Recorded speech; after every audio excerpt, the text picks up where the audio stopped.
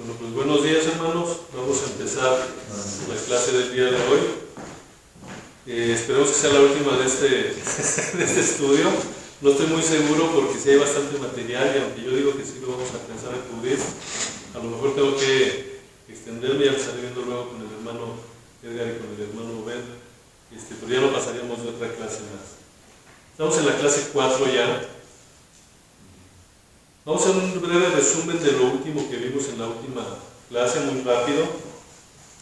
Platicamos acerca de quiénes escribieron los evangelios y vimos la evidencia histórica que nos dice quiénes fueron los que escribieron los evangelios. Platicamos al final de lo que decía este amigo que dice: no hay ningún cuerpo de literatura antigua en el mundo que goce de una riqueza tal como el Nuevo Testamento en cuanto a atestiguación textual. Estamos viendo cómo nuevamente, lo que hemos estado platicando, que históricamente la Biblia tiene un soporte muy fuerte. Platicamos un poquito del canon del Antiguo Testamento, vimos los requisitos que se necesitaban para ser parte de ese canon. Vimos que ya se había cerrado para el año 200 a.C. Vimos que lo tuvieron que formalizar alrededor del año 70 después de Cristo. En cuanto al Nuevo Testamento, pues también vimos la necesidad de determinar qué textos eran oficiales para evitar precisamente malas doctrinas. Requisitos para considerar un libro como canónico también los vimos.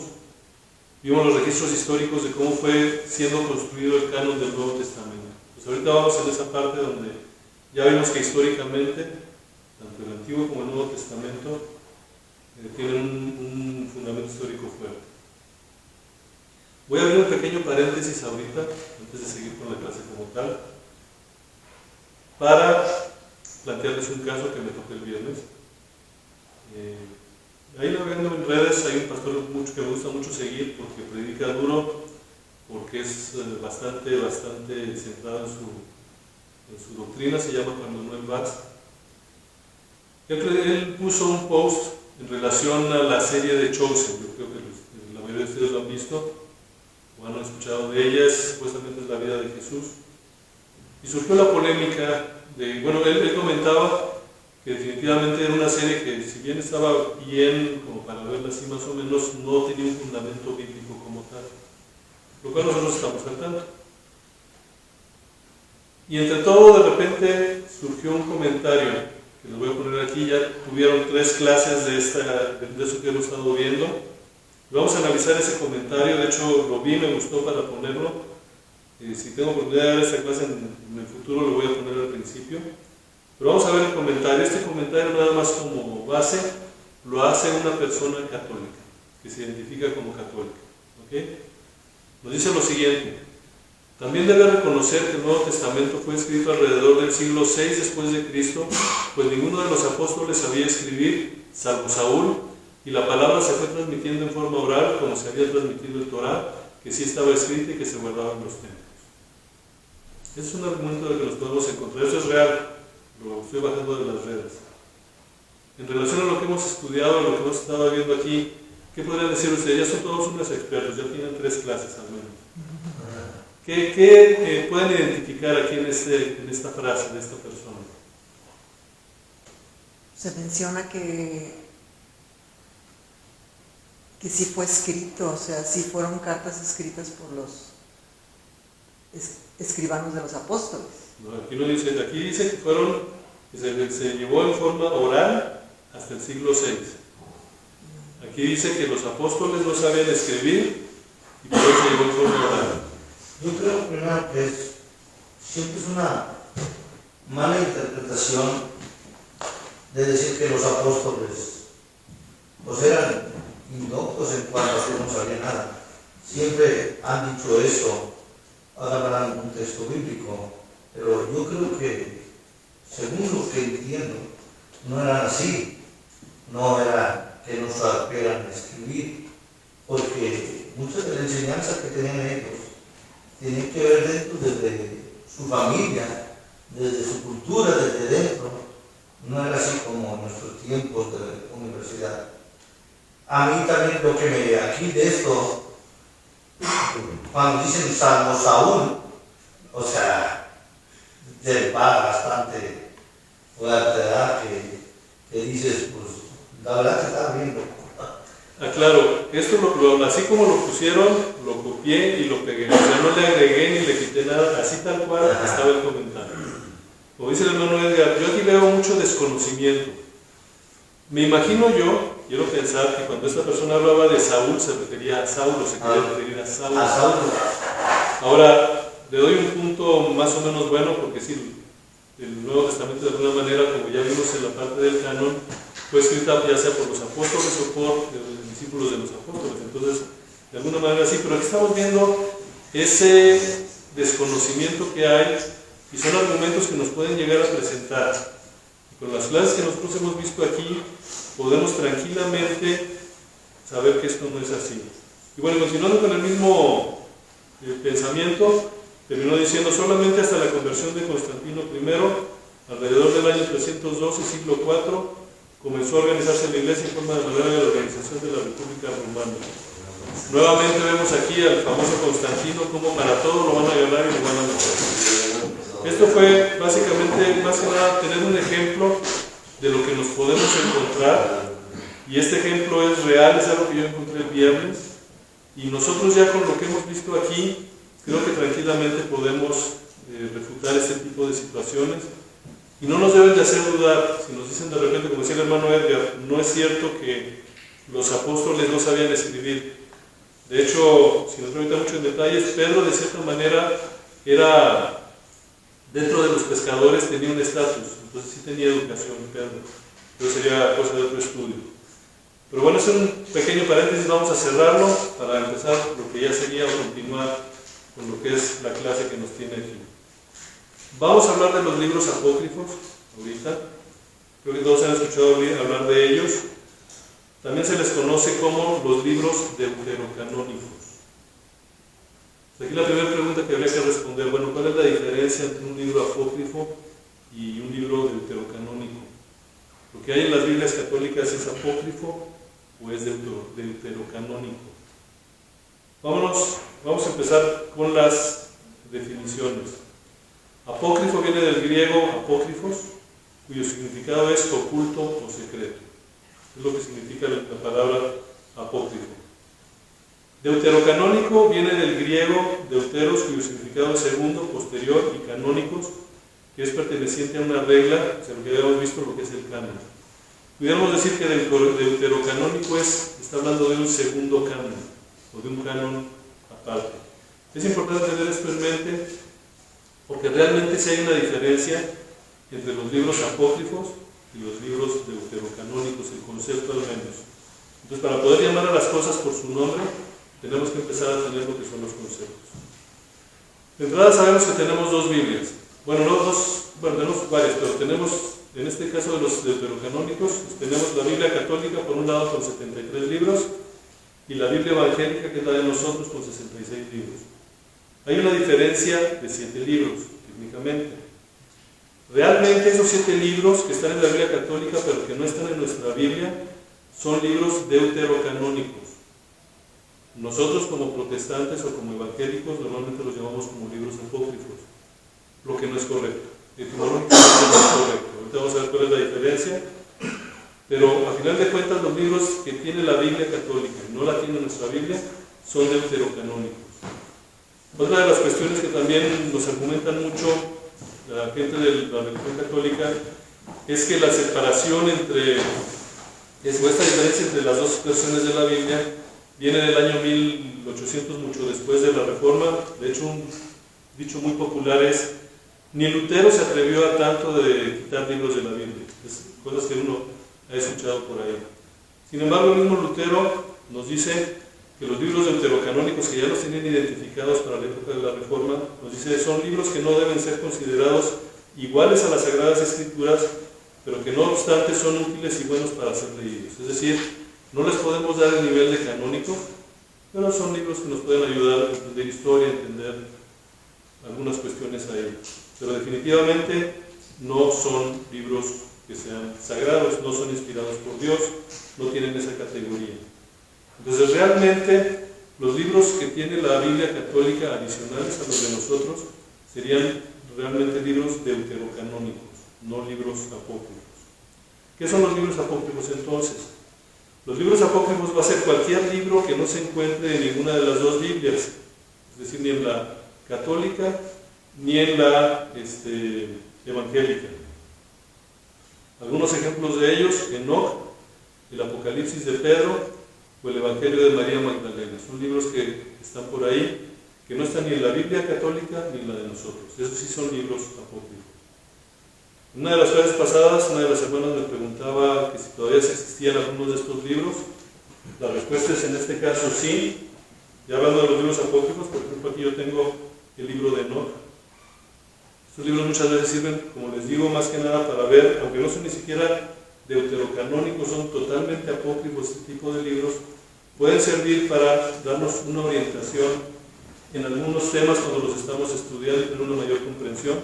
Obviamente siempre tener en mente que los libros, tanto los deuterocanónicos como los apócrifos, no van a estar nunca al nivel de las escrituras. Las escrituras están obviamente por arriba del nivel de ellos.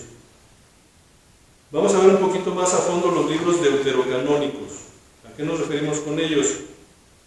Es el nombre dado a ciertos libros o adiciones de libros a lo largo de la historia no han sido considerados como todos como inspirados. Es decir, los que están ahorita en la Biblia católica. No todos los consideramos como inspirados. Presentan una fina colección de literatura judía que fue escrita en un tiempo en el cual no hubo manifestaciones proféticas. Es decir, los 400 años de silencio que nosotros conocemos, que se dio desde que escribió el último profeta hasta que empezó, vamos a decirlo así, hasta que nació nuestro Señor. Durante esos 400 años es donde están estos libros deuterocanónicos cuando fueron escritos. Los libros deuterocanónicos son los siguientes. Está la sabiduría de Salomón, normalmente conocido como sabiduría, Eclesiástico, que también se le conoce como Sirácides, Tobías, Judí, primera y segunda de Macabeos y Baruch, incluyendo una carta a Jeremías también. Entonces son los libros que nosotros no tenemos en nuestras Biblias, pero que sí aparecen en las Biblias católicas. Ahora, también ahorita hablamos de adiciones, no nada más son estos 7 libros, hay adiciones. ¿Cuáles son estas adiciones? Están adiciones al libro de Esther, que van en el capítulo 10, del 4 al 16 hasta el 24, perdón, del capítulo 10, del 4 hasta el capítulo 16, 24, son las adiciones que se le hacen a Esther. La llamada oración de Azarías, que está en Daniel 3, del 24 al 90, la vamos a retomar en un ratito más para ver un detallito. Está la Susana, que está en Daniel 13, es un capítulo completo que se le agrega a Daniel.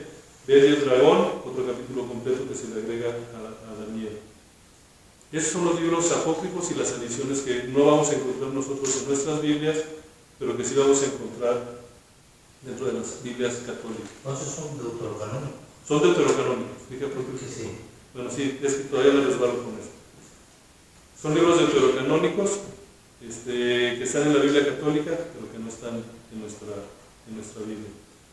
Ahora la pregunta es, ¿cómo llegaron a la Biblia católica? ¿Por qué está el pleito? Pues tendremos que ir a ver para esto lo que se le conoce como la Septuaginta. La Septuaginta podemos decir que es la primera traducción que se hizo de la escritura hebrea a otro idioma. Se tradujo del hebreo a lo que viene a ser el griego, si mal no recuerdo si era el griego. Porque luego la Vulgata latina se traducen de la Septuaginta al latín. Y eso lo vamos a ver también ahorita. A final de cuentas, esto se hace más o menos en el año 200 y fracción antes de Cristo, con el rey Ptolomeo II. Es el que pide que hagan esta obra. Y para hacer esta obra es realmente fenomenal, es bastante monumental para la época. El nombre de Septuaginta, ¿de dónde viene? Es lo que hizo. Lo que este amigo hizo, se trajo 6 sabios de cada tribu de Israel para que tradujeran precisamente las escrituras del hebreo al griego. Entonces, si multiplicamos 6 por 12 dan 72, eran 72 sabios, y para cerrar números redondeando ahí, lo dejaron en 70, por eso esta versión se llama la Septuaginta. Entonces, A final de cuentas, toda la cantidad de personas que participaron en la traducción es el que le da el nombre. Primero se aventaron lo que es el Pentateuco, es decir, los 5 libros de Moisés, por lo que empezaron, y después empezaron con los demás de los libros sagrados. La cuestión es que en el proceso añadieron escritos que antes no se consideraban como canónicos, es decir, empezaron a meter cositas de más por ahí. El proceso concluyó alrededor del año 150 a.C. Entonces aquí ya estamos viendo cuándo más o menos terminaron la Septuaginta. Fue un proceso largo. Tenemos que estar conscientes de que en aquellas épocas no tenían la tecnología que tenemos nosotros ahora ni las herramientas, por eso se llevó tanto tiempo, pero es de donde viene. Ahora tenemos que estar conscientes de que uno de los argumentos más comunes que vamos a encontrar es que como la Septuaginta se concluyó alrededor del año 150, era muy seguramente lo que nos dicen las escrituras que utilizaban en los tiempos de Jesús, que Jesús y los apóstoles, esa era la versión de la Biblia que utilizaban. No hay pruebas ni a favor ni en contra. O sea, no podemos decir que fue así, pero tampoco podemos decir que no fue así. Sin embargo, cualquier judío sabía en esas épocas que la Septuaginta tenía estos libros de más, no lo iba a reconocer tan fácil. Es el argumento que pudiéramos tener a favor. Bueno, en cuanto a los libros deuterocanónicos, vamos a ver 7 razones por cual nosotros no consideramos los deuterocanónicos como libros inspirados. Hay 7 razones al menos que vamos a ver para esto. La primera, los judíos nunca los aceptaron como escritura ni los consideraron a la par con otros libros canónicos del Antiguo Testamento. Como vimos en la clase correspondiente, fueron los judíos precisamente los que tuvieron a su cargo lo que es el canon del Antiguo Testamento.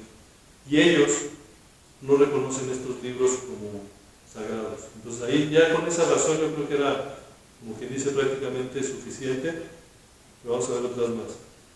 Ni Jesús, ni los apóstoles, ni los escritores del Nuevo Testamento aceptaron los libros deuterocanónicos como inspirados.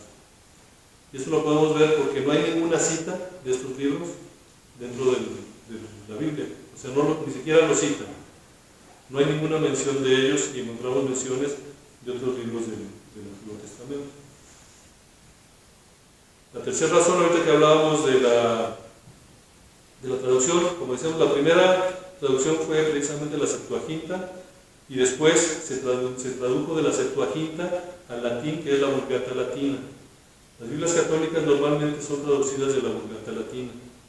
Entonces Jerónimo, que es el traductor de la Vulgata Latina, también rechazó los libros deuterocanónicos como escritura inspirada. Entonces esto está interesante porque viendo un detalle, yo tengo también mi Biblia católica, me puse a revisar precisamente el libro de Daniel. Yo creo que ahí no se ve muy bien, ahorita lo vamos a ampliar un poquito, pero ahí está, es Daniel, ahí se está marcando. Justo cuando agregan la parte del capítulo 3 del 24 en adelante aparece esto. Aquí se lo voy a ampliar para que se vea mejor. Y esto aparece en la traducción católica. Nos dice, lo que se sigue, dice San Jerónimo, no lo hallé en los códices hebreos. Es decir, en la misma Biblia católica viene indicado que estos libros no son reconocidos dentro del canon hebreo. O sea, no es novedad, no es sorpresa. Ellos mismos lo reconocen, por eso ellos mismos, y también el nombre de estos es deuterocanónico, porque son un canon aparte. En el caso de la Biblia católica, ellos sí los consideran inspirados, nosotros no, pero inclusive su misma Biblia está con este tipo de notas que los podemos encontrar ahí. Yo creo que es un dato interesante. ¿Es David? ¿Qué capítulo de capítulo? Es Daniel 3, si no lo recuerdo, 3:22. del 24 en adelante. Ajá. Es uno de los agregados. Entonces ahí mismo viene esta nota de que lo que sigue a partir de ahí no viene o no lo consideraban como parte del canon. Entonces estamos viendo todo este tipo de evidencias, lo que a nosotros nos ayuda precisamente a soportar nuestro caso. Práctica general de la Iglesia Occidental hasta el momento de la Reforma fue la de seguir el juicio de Jerónimo al rechazar los libros deuterocanónicos como escritura inspirada. Es decir, siempre ha sido esa práctica de estarlos, no estarlos reconociendo como escritura inspirada. La Iglesia Católica Romana no canonizó oficial e infaliblemente los libros deuterocanónicos sino hasta 1546 en el Concilio de Trento. Y lo hicieron obviamente porque estaban viendo que no les convenía, o tenías que de alguna manera ponerlo. Los libros deuterocanónicos no pasan la prueba profética y por lo tanto no deben considerarse como escritura. Es otro de los 7 puntos. Y el último punto que estaríamos viendo dentro de estos 7 es que los libros deuterocanónicos contienen errores históricos y doctrinales. Ya cuando hablamos de doctrina y de historia, ahí hay algunos problemas también. Vamos a ver algunos de esos problemas, obviamente no todos, pero por ejemplo, errores doctrinales, dice que la salvación es por obras, eso lo podemos encontrar en Tobías 12:9. Dios puede perdonar los pecados de los muertos por las oraciones de los justos vivos, eso lo podemos encontrar en 2 de Macabeos 13, 43 al 46. Se habla del purgatorio, en Sabiduría 3, del 1 al 6. Oración de los muertos, filosofía griega y el idealismo, la creación fue realizada con materia preexistente, dar limosna se expía de pecado. Entonces todo este tipo de doctrinas están precisamente en los libros deuterocanónicos. Precisamente por eso la Iglesia Católica no le interesa sacarlos de su canon. En cuanto a los errores doctrinales, esto es lo que podemos encontrar dentro de los libros deuterocanónicos, y esto es un ejemplo.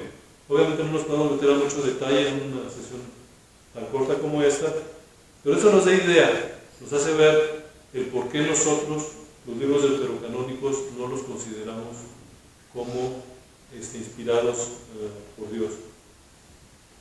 En cuanto a los errores históricos, en caso de Judith y Tobías se detectan ese tipo de errores. Uno de ellos es, por ejemplo, que dice que Nabucodonosor reinó en Nínive. Eso está en Judith 1:1.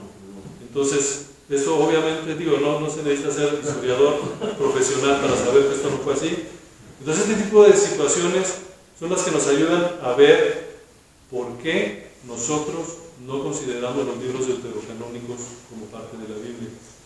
Entonces, realmente cuando llegue alguien católico que dice que sí, nos diga, ustedes son los malos porque lo que hicieron fue cortar la Biblia, compilar la Biblia, que es lo que normalmente nos dicen, no, realmente no. O sea, fueron unos libros que fueron anexados en algún punto de la historia, que no son reconocidos como canónicos, y con la pena pues nosotros nos apegamos más a eso. ¿Alguna duda hasta aquí? ¿Saben? Vamos a entrar ahora sí en el meollo del asunto.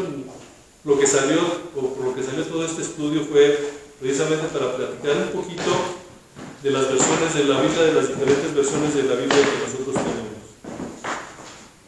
Y aquí tenemos, por ejemplo, un par de logos de Biblias. ¿Los reconocen? ¿Los ubican? Sí. Todos, hay alguno que no. Y digo, me faltaron. La peshita. Okay. Vamos a platicar un poquito de ellas. Entonces sí, definitivamente hay muchas versiones de la Biblia. Al igual que en la primera clase, me traje un par de Biblias aquí para que las pudieran ver ahorita. Voy a tratar de terminar un poquito antes para que tengan la oportunidad de venir o guiarlas, echarles un vistazo. Están aquí los libros apócrifos, este libro de Enoch. A ver si no me excomulgan.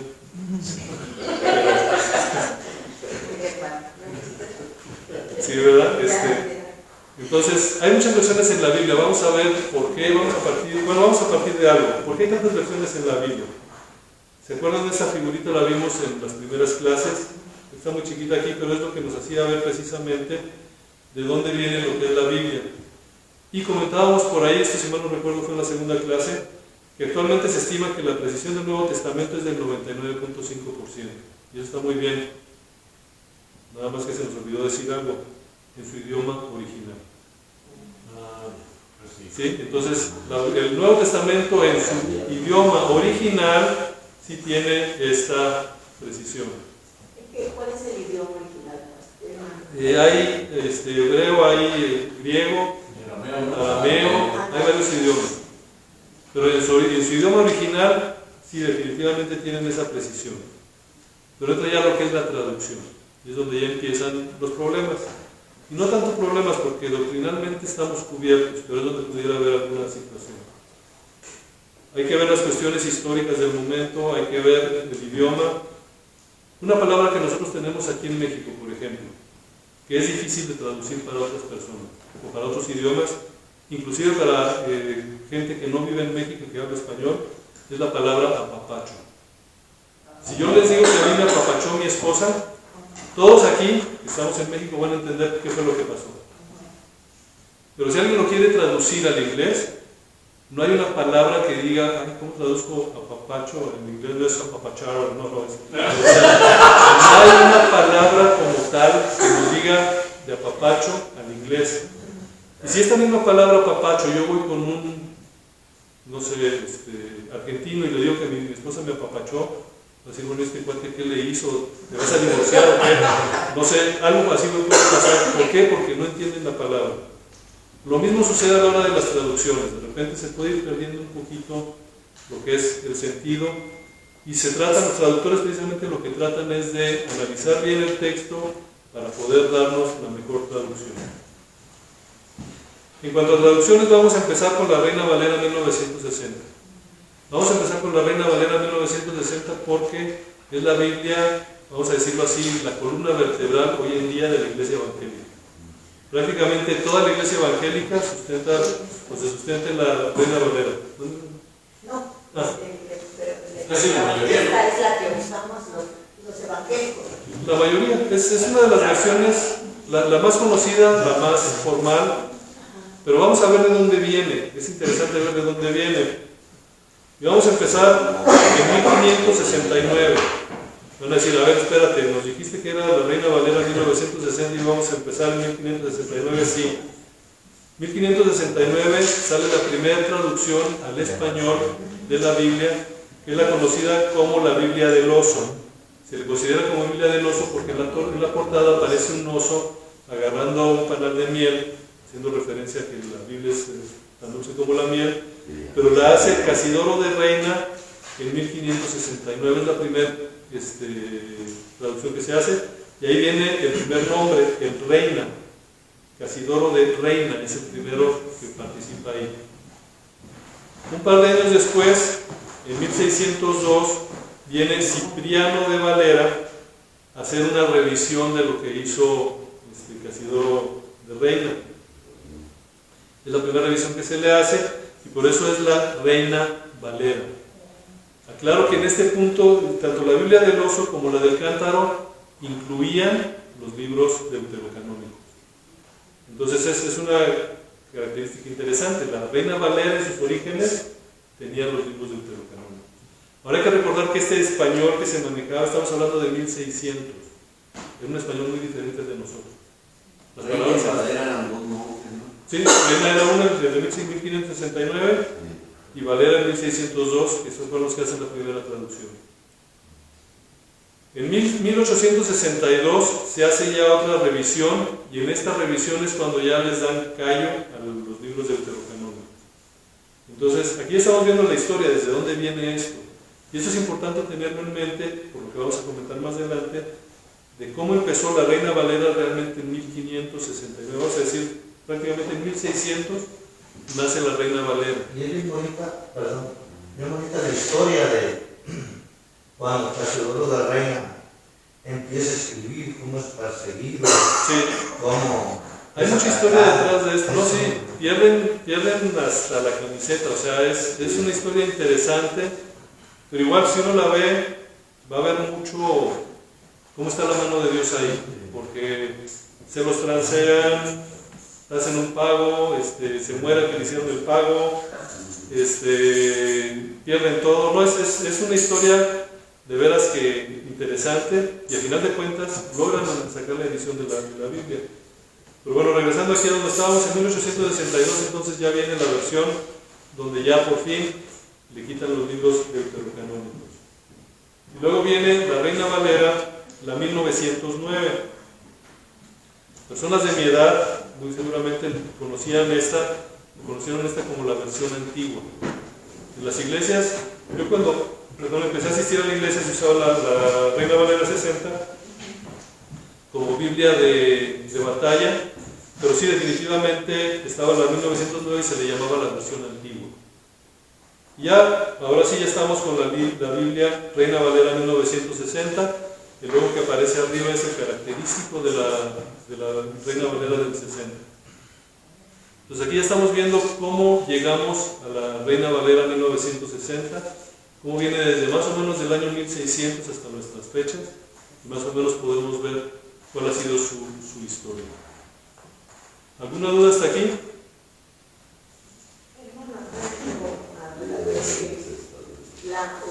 La Biblia Reina Valera de 1569 todavía estaba dentro de la iglesia que había, ¿sí?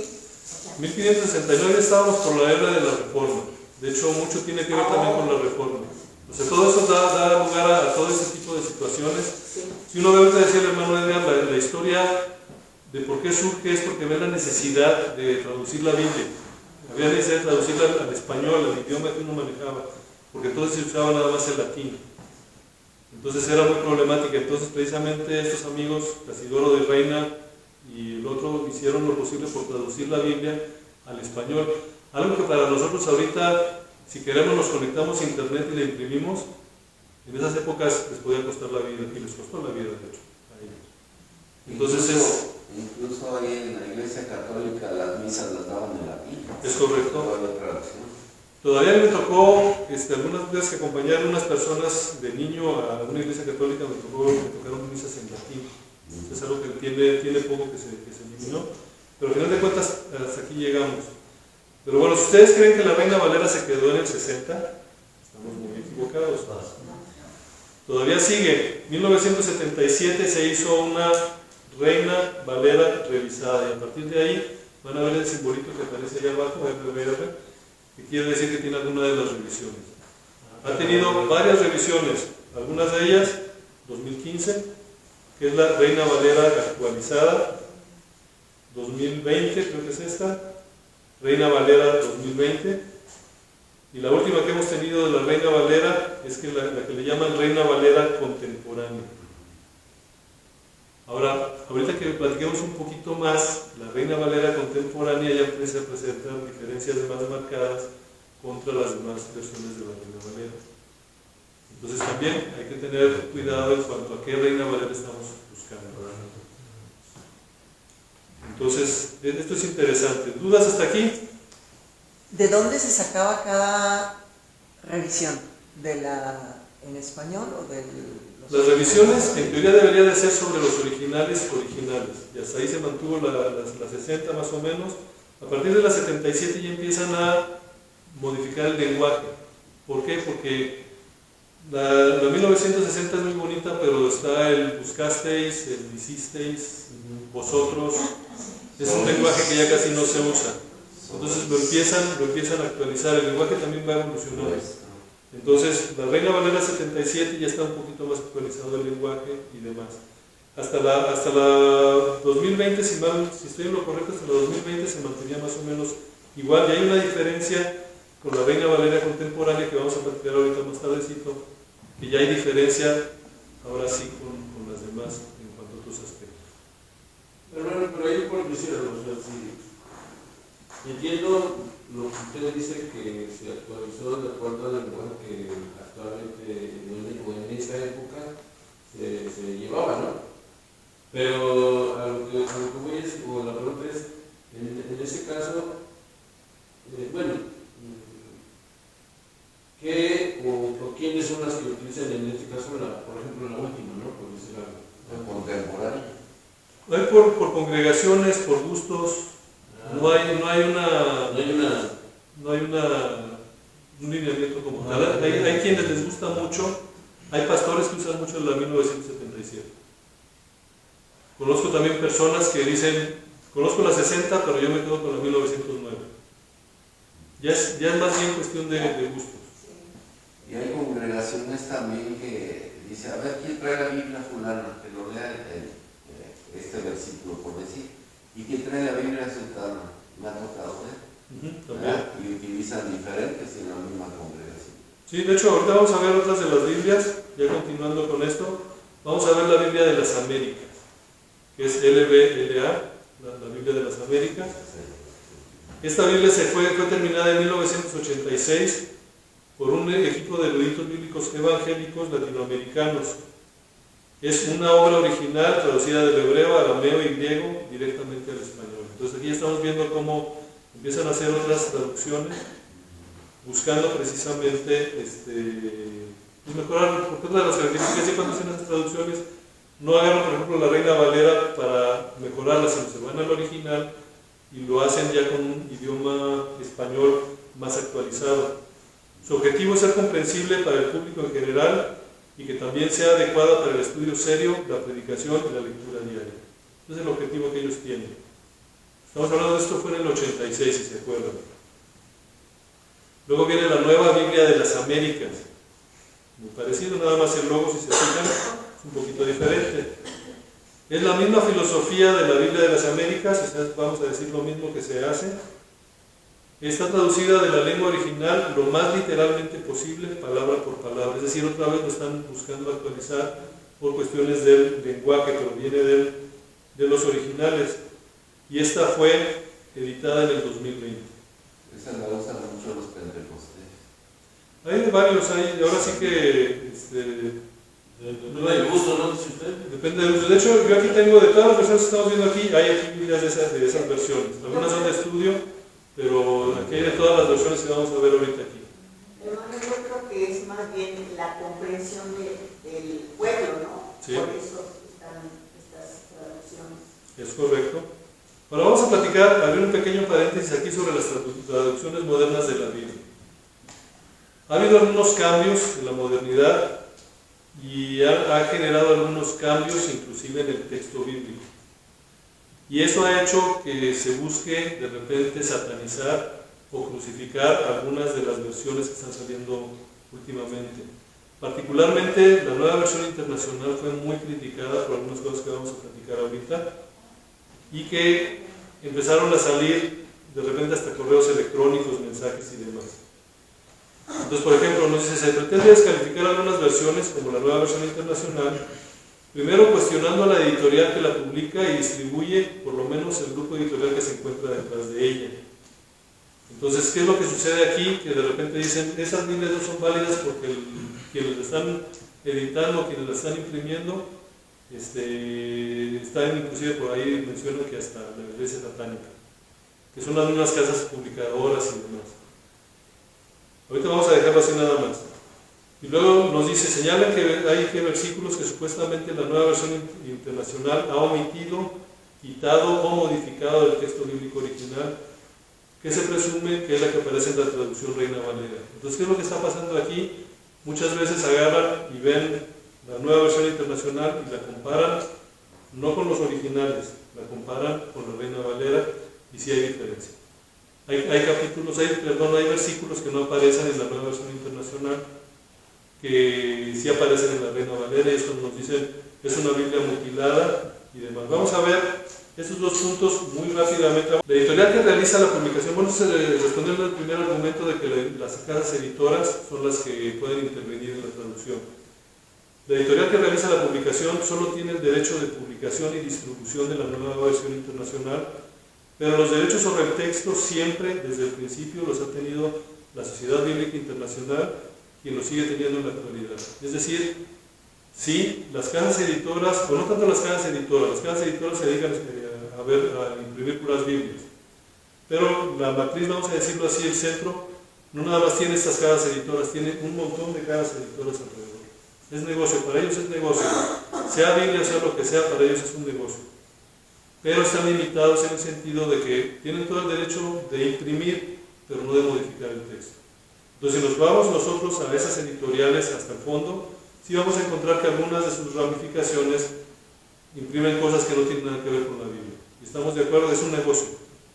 Pero están limitados en el sentido de que no pueden modificar nada de lo que es el texto por derechos de autor, por ese tipo de situaciones, estamos protegidos. Nos van a decir, bueno, ¿y qué pasa con los textos faltantes? Durante una de las clases también hablamos de los rollos del Mar Muerto.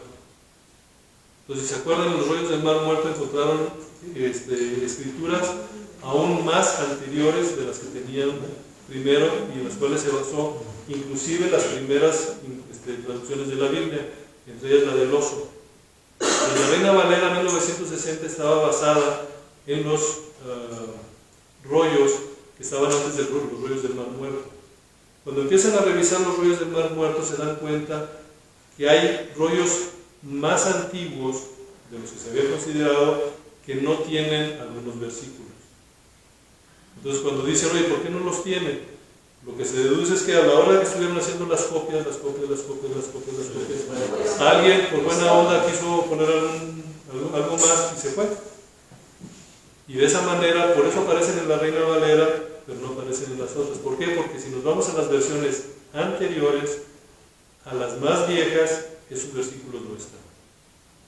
Entonces, es uno de los motivos. Otra de las cosas que hay que también recalcar es que estos textos faltantes no son muchos, o sea, tampoco crean que son un montón de textos, son algunos textos, y ninguno de ellos tiene ningún impacto sobre cuestiones doctrinales.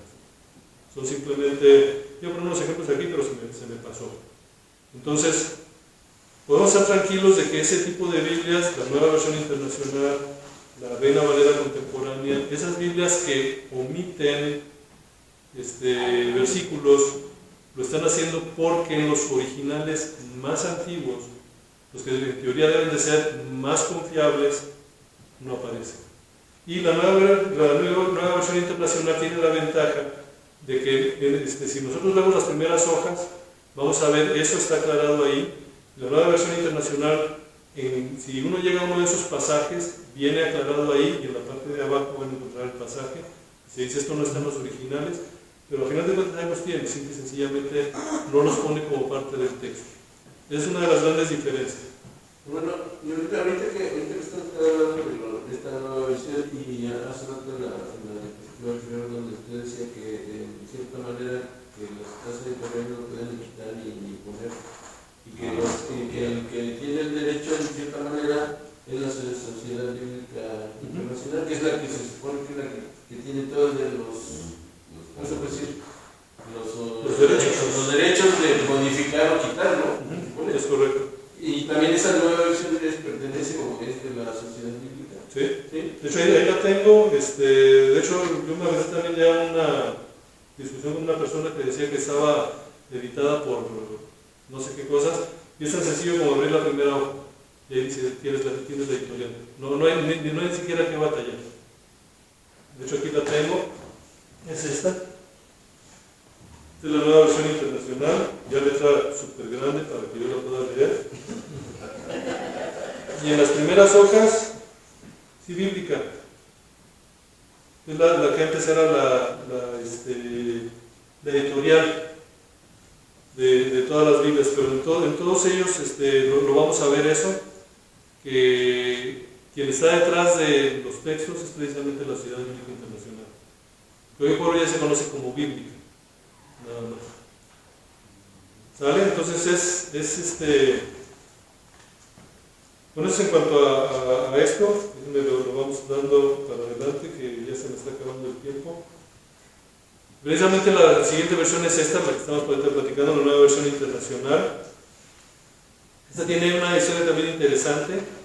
La primera traducción que se publicó de esta Biblia fue nada más el Nuevo Testamento y fue traducida del inglés.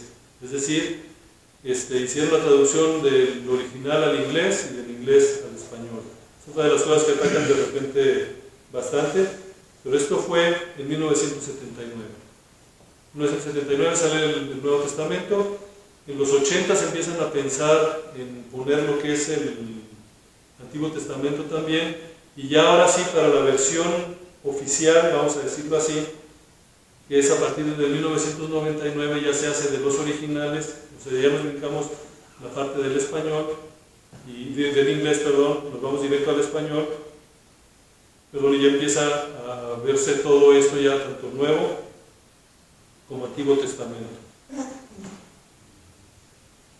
La traducción se llevó a cabo por un grupo latinoamericano de ministros y académicos evangélicos, es decir, aquí todavía estamos en puras traducciones evangélicas.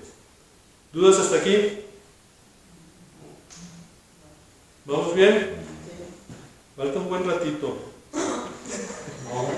Y la historia de cada uno de los No termina esta semana. No, de hecho la cuestión es, yo creo que cuando mucho vemos una más, o más que nada para dar tiempo ahorita, yo creo que tendrá más o menos 10 minutos antes de la hora. Pues ya son 10 minutos antes. Sí, por eso. Ahorita ya son 10 minutos. Entonces, luego platico con el hermano Edgar y con el hermano Obed para continuar la próxima semana. Sí, pues síganle, no hay problema. No sé. Es estudio. Sí. Entonces, seguimos la próxima semana. Vamos a ver, para dejarles un poquito aquí la espinita, vamos a ver otras de las Biblias que hay aquí. Vamos a hablar de Biblias heréticas también. Vamos a ver algunas de ellas, cuáles son. Vamos a aprender a identificarlas. Y vamos a hablar también de las Biblias de estudio y otros recursos. Entonces, pues no terminamos el día de hoy. Les quedó mal con eso, pero vamos a dejarle aquí y pues le seguimos la próxima semana. Bueno, no sé si antes de irnos alguien tendrá